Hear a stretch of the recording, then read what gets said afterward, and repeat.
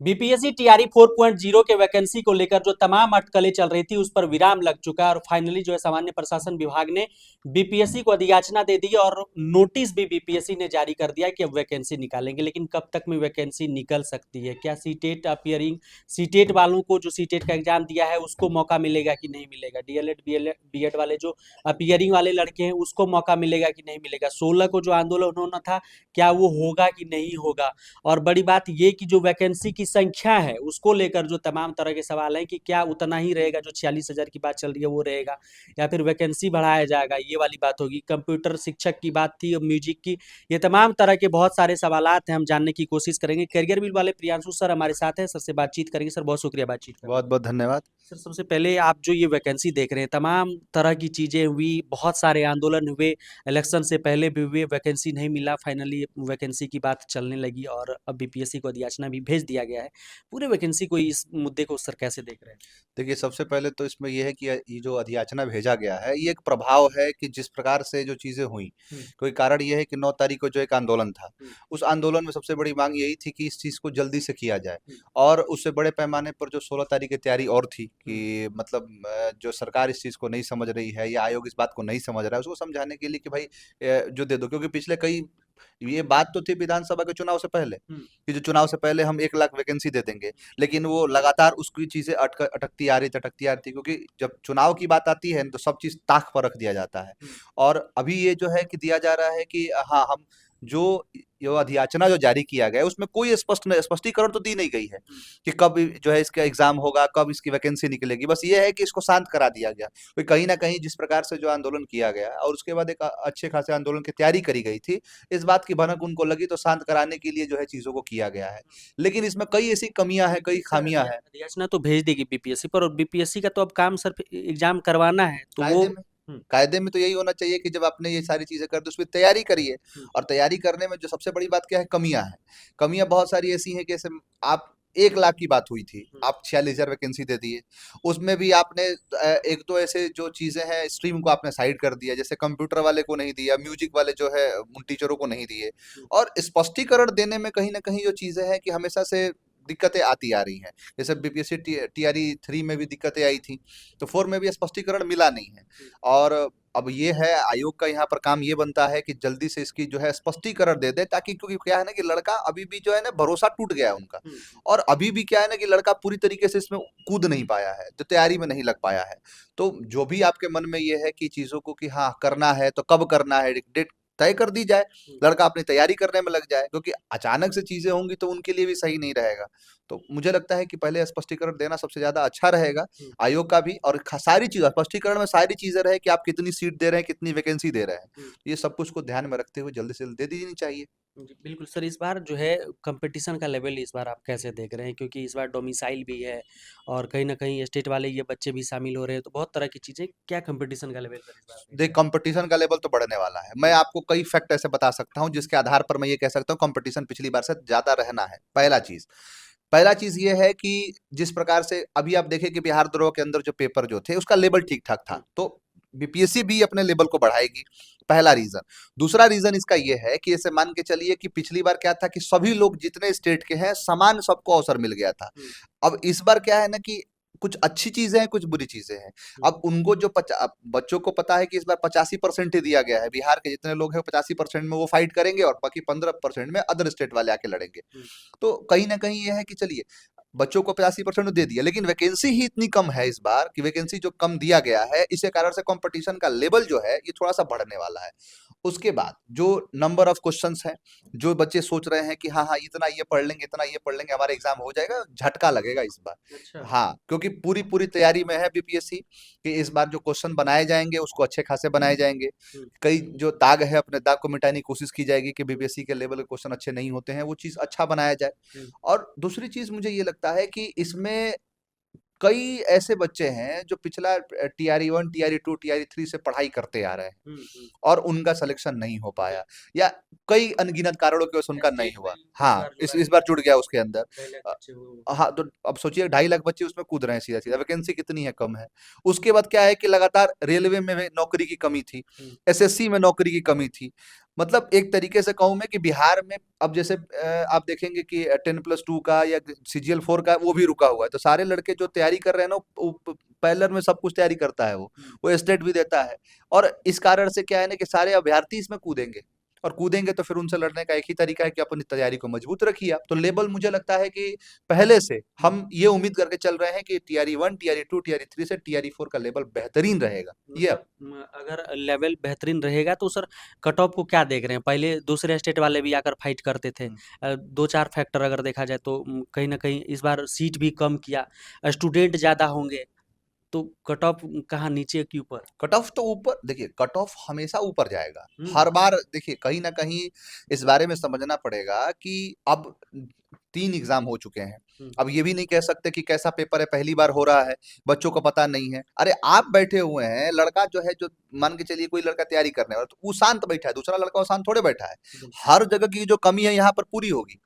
कारण ये है कि लड़का, अब मुझे लगता है कि हर साल प्रत्येक वर्ष लड़का डीएलएड और इन सब के एग्जाम को दे रहा है, फाइट कर रहा है, तैयारी कर रहा है, लगा हुआ है। हुँ, और कहीं ना कहीं जो मैं ये मानूंगा कि बीपीएससी की जो टीचर वाली जो बहाली थी वो बहुत अच्छी बहाली थी, हुँ, जिसके अंदर पढ़े लिखे लड़के जो हैं, मैं इस बारे में ये कहूंगा कि इसके अंदर धांधली बहुत कम थी, जिसके कारण से जो पढ़ने वाले बच्चे थे उनका सिलेक्शन हो गया। हुँ, मेरे मतलब मुझे याद है कि बहुत सारे ऐसे बच्चे थे जो हमारे साथ आए थे कि सर मुझे इस बार एग्जाम किसी भी हाल में निकाल लेना है, हुँ, मुझे पढ़ाई करना है, सबका सिलेक्शन हुआ जो पढ़ने वाले थे। तो कहीं न कहीं ये फेयर एंड स्क्वायर एग्ज़ाम था। हुँ, लेकिन साथ ही साथ में आप ये सोच के बैठे हुए हैं कि एग्ज़ाम का लेवल कम होगा तो नहीं होगा। हुँ, एग्ज़ाम का लेवल बढ़िया होगा, और कहीं न कहीं ये है कि इसके अंदर वो भी पूरी तैयारी के साथ है, लंबा समय मिल गया है इनको भी इस बीच में, हुँ, तो पेपर को आप लेवल भी बढ़िया ये लोग रखेंगे। दूसरा चीज़ इसमें ये है ना कि अब जो आप देखेंगे कि पिछली बार क्या किया था कि जब टीआरई 1 था, तो हुँ, टीआरई 1 में अपीयरिंग वालों को घुसा दिया, इस बार नहीं घुसाया है। बिल्कुल, और इस बार नहीं नहीं हुआ था। नहीं घुसाया है। तो उसका क्यों नहीं घुसाया है? क्योंकि उसकी तैयारी पूरी है कि हमें मतलब अच्छे खासे जो टीचर बनाने हैं, और अच्छे खासे जो है बच्चों को इसके अंदर शामिल करना है, जो तो मतलब इस बार अपीयरिंग वालों को मौका नहीं इस मिलेगा। बार तो नहीं मिलेगा, क्योंकि ठीक है। टीआरई 1 में मिल चुका है। हुँ, इस बार साफ स्पष्टीकरण आ गई कि नहीं, नहीं मिलेगा। बाकी देखते हैं जब नोटिस आता है, जो ऑफिशियल और नोटिस रिलीज़ सीटेट होता वाला जो लड़का है, बहुत ज़्यादा संख्या है उसका उसका भी। तो उन लोगों को सर क्या लग रहा है मौका मिलेगा सीटेट का तब तक में रिज़ल्ट आ सकता है और जब तक कि बीपीएससी का ये बहाली आएगा ऐसा? देखिए, मुझे जितना याद है कि 7 और 8 तारीख को सीटेट का एग्ज़ाम था, हुँ, और कुछ सेंटर पर इसकी जो है परीक्षाएँ रद्द करी गई, 1-2 सेंटर 2 पर। सेंटर पर। हुँ, तो जब वो 2 सेंटर का पेपर ये भी बता दिया गया कि 22 तारीख को उसका एग्ज़ाम भी है। हुँ, 23 तो 22 या 23 22-23 में एग्ज़ाम करा देगा। तो मुझे जितना लगता है कि अगर 22-23 तक उनका भी पेपर करा दे, और जो पहले से पेपर हो चुके हैं वो दोनों को मिला के मुझे लगता है 10 मार्च के आस-पास में इनका रिज़ल्ट आ सकता है। हुँ, 10-15 के बीच में इनका रिज़ल्ट दे दिया जाएगा, हुँ, और 10-15 का रिज़ल्ट दे दिया जाएगा। अगर मैं कहता हूँ कि जो अगर ऑफ़िशियल नोटिफ़िकेशन के हिसाब से देखा जाए, तो हुँ, उन्होंने कहा है कि हम बहुत जल्द इस चीज़ को हुँ, देंगे। तो मुझे लगता है कि अगर फरवरी के एंड तक भी अगर ये देते हैं, हुँ, 25 फरवरी से लेके 28 फरवरी जो है इसके बीच में अगर भी देते हैं ये, हुँ, तो लास्ट तक में भी अगर आए ना, तो मुझे लगता है कि मार्च के लास्ट तक फॉर्म भरा जाएगा। हुँ, 1 और महीना का हाँ, समय 1 मिलेगा। महीने का टाइम मिलेगा इनको, 1 महीने के लिए विंडो खुलेगी, हुँ, और उस 1 महीना के अंदर सीटेट का रिजल्ट आ जाएगा।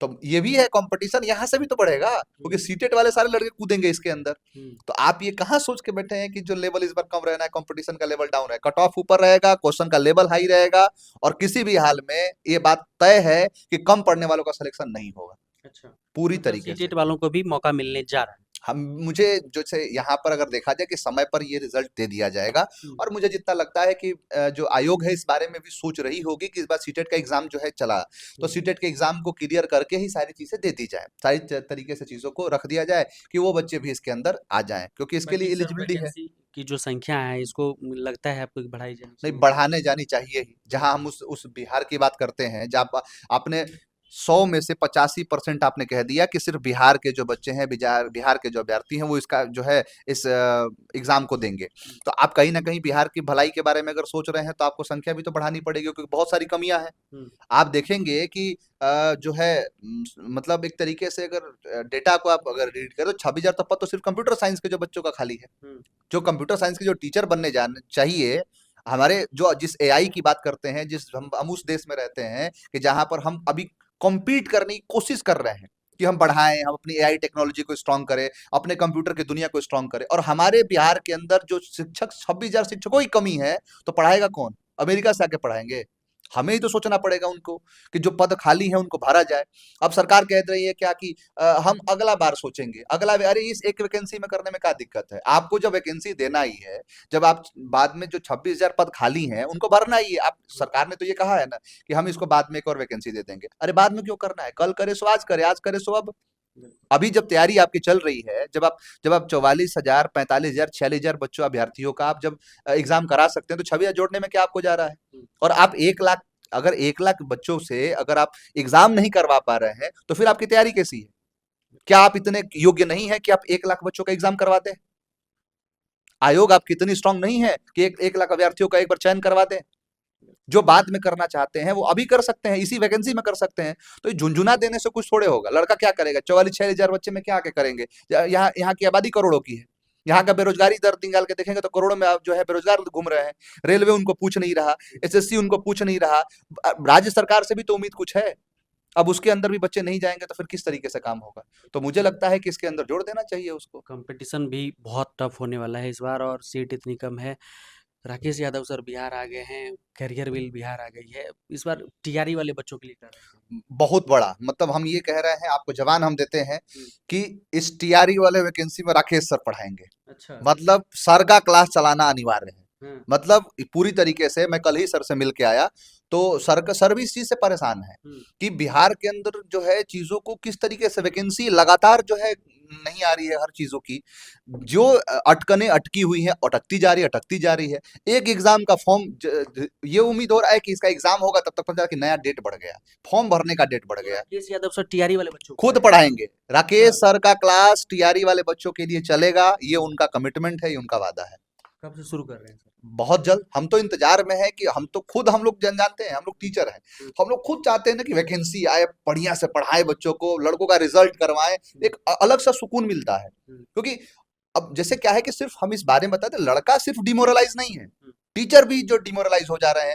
भाई हमारा देखिए, हमारा कनेक्शन हार्ट टू हार्ट होता है बच्चों के साथ, कि हम चाहते हैं कि अगर बच्चा सेलेक्ट हो, इसमें हमें बढ़िया पढ़ाना पड़ेगा, बच्चों को बढ़िया पढ़ना पड़ेगा, सिलेक्शन होगा। लेकिन बिना वैकेंसी का मोटिवेशन लो हो जाता है। अरे हमें पता है कि जब आगे चल के मंजिल नहीं मिलेगी, या आगे हमारे लिए कोई ऐसा चीज है ही नहीं कि जो तय है, तब तक काम करने में मजा नहीं आता है। तो राकेश सर पूरा इस बार टीआरई 4 के अंदर सर की क्लास चलेगी। राकेश सर खुद इस चीज का जो है बेसब्री से इंतजार कर रहे हैं, क्योंकि सर का यही सोच है कि मतलब किस किस कदर जो है कुछ ऐसे बच्चे भी रहें जो सर के मार्गदर्शक में चीज़ों को लेके चले। और शिक्षक तो एक हमेशा यही चाहते हैं कि अगर शिक्षक हमारे से पढ़ के अगर कोई शिक्षक बन रहा है तो उसमें तो बहुत अच्छा योगदान रहेगा। बहुत धन्यवाद। पूरी तरीके से धन्यवाद।